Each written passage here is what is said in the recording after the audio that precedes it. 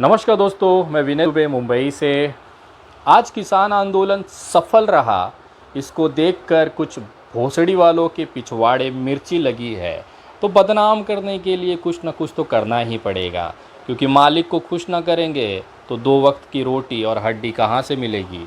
Twitter पे देख रहा हूँ लगातार किसान आंदोलन को लेकर उसे अपमानित और उसे बदनाम करने की भरपूर कोशिश की जा रही है। सोशल मीडिया से लेकर गोदी मीडिया तक लगातार सारे भोसड़ी वाले और भड़वे दलाल एक साथ आकर किसानों को बदनाम करने के लिए एड़ी चोटी का जोड़ लगा दिए हैं। तो आज कुछ बातें साफ करनी थी, क्योंकि मैं भी किसान आंदोलन से जुड़ा हूँ। इस समय कोविड की वजह से मुंबई अपने घर पर हूँ, मैं पहुँच नहीं पाया, लेकिन जो जानकारी मेरे पास है शायद वो आपके लिए बहुत ज़रूरी है, क्योंकि उसकी जानकारी होना आपको बहुत सारे सवालों के जवाब दे जाएगी। सरकार ने एक रूट डिसाइड किया था कि ट्रैक्टर मार्च इस रास्तों से निकलेगा और यहाँ से समापन करते हुए वापस जाएगा। उसी में एक आईटीओ करके जगह का नाम है, जो दिल्ली के पुलिस मुख्यालय के ठीक बगल में है। निर्धारित ये हुआ था कि किसान अपना आंदोलन करते हुए ट्रैक्टर लेके यहाँ से घुसेंगे और आईटीओ से यू टर्न करते हुए वापस बाहर निकल जाएंगे। लेकिन जब वहाँ पे किसान पहुँचे तो वहाँ पर दिल्ली पुलिस की बैरिकेडिंग लगी हुई थी, पीछे गाड़ियों का रेला लगता जा रहा था और आगे कोई रास्ता नहीं था। तो कहीं ना कहीं ये जो स्क्रिप्ट थी, एक रात पहले भारतीय जनता पार्टी के मुख्यालय में बनाई गई थी। उनको ये तो पता था कि हमने किसानों को कहा है कि इस रास्ते आना है और वो आएंगे भी, लेकिन आगे का जो गंदी राजनीति है, एक तरह से दुनिया में किसानों को बदनाम करने के लिए जो मसाला चाहिए वो यही आईटीओ हमें दे जाएगा। उन्होंने बैरिकेडिंग की और आगे न बढ़ने के लिए ललकारा। बहुत सारा टकराव हुआ, लाठीचार्ज पुलिस की तरफ से शुरू की गई, उसका जवाब किसानों की तरफ से दिया गया, जो 60 दिनों से दिल्ली के चारों तरफ शांति प्रिय तरीके से बैठकर अपना आंदोलन कर रहा था। अचानक से वो उग्र हो गया, क्योंकि उसके पीछे कारण ये था कि सरकार अपनी तरफ से मुकर चुकी थी। जो रास्ता उन्हें दिया गया था वो बंद कर दिया गया, और लगातार जो भीड़ पीछे बढ़ रही थी उसे कहीं ना कहीं निकासी होना ज़रूरी था। तो ये टकराव होना लाजमी था, और यही भारतीय जनता पार्टी की सरकार चाहती थी, क्योंकि उनको दिखाना भी था कि ये पाकिस्तान, ये खालिस्तान और ये किसान जो है, ये किसी किसान बिल के लिए नहीं, हिंसा के लिए, दंगों के लिए वहाँ पे आए हैं। तो कहीं ना कहीं अपने मकसद में आगे होने के लिए ये टकराव वहाँ दिखाया गया और कहानी आगे बढ़ती गई। किसान कहाँ रुकने वाले थे, उन्होंने तो तय करके रखा था कि अगर पुलिस हमें रोकेगी और जो हमारा रूट है, मर्यादित जो डिसाइडेड रूट है, पुलिस का और किसानों के बीच में तय हुआ रास्ता है, उसको अगर रोकेगी तो फिर टकराव तो लाजिम था। ये टकराव बढ़ा और बात पहुँचे लाल किले तक।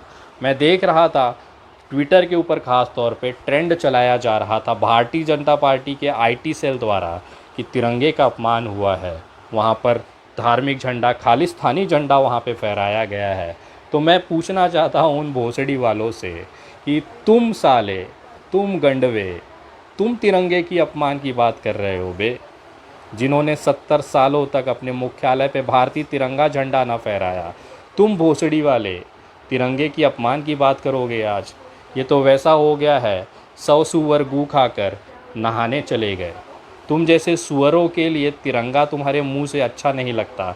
तुम भोसड़ी वाले पहले तय कर लो कि तिरंगा तुम्हारा है भी या नहीं, उसके बाद तुम अपमान और सम्मान की बात करना। पहले जाओ अपने मुख्यालय पे तिरंगा फहराना और देश को ये दिखाना कि तुम देशभक्त हो, तिरंगे का सम्मान करने वाले हो, उसके बाद आना। और रही बात जो गलत जानकारी आप लोग सोशल मीडिया पे फैला रहे हैं, उसे क्लियर करना चाहूँगा कि लाल किले के ऊपर सबसे ऊपर तिरंगा झंडा लगातार फहराया जा रहा था। उसके ठीक सामने एक झंडा था जो खाली था, वहाँ पर पंजाबी सरदार समुदाय ने अपना धार्मिक झंडा, निहंग साहब उसे कहते हैं, वो वहाँ पे लगाया, जो भगवे कलर में था, और उसके अंदर पंजाब का जो चिन्ह है, धार्मिक चिन्ह है, वो उसमें लगा हुआ था।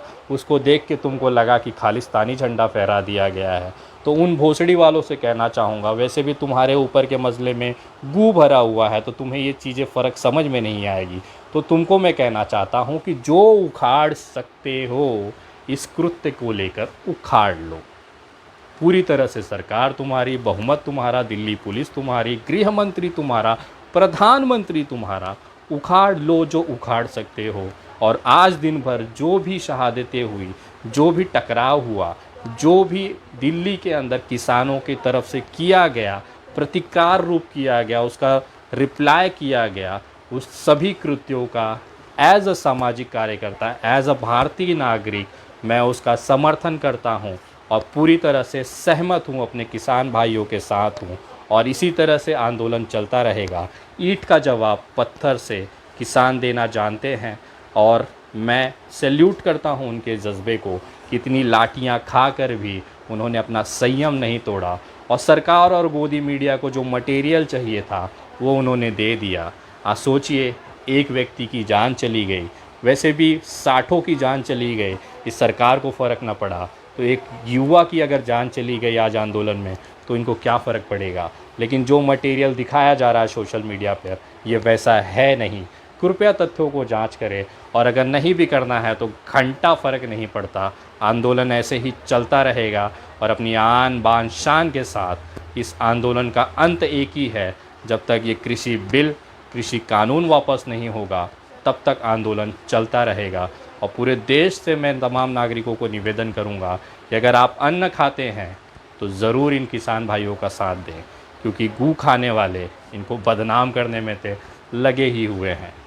जय हिंद, जय महाराष्ट्र।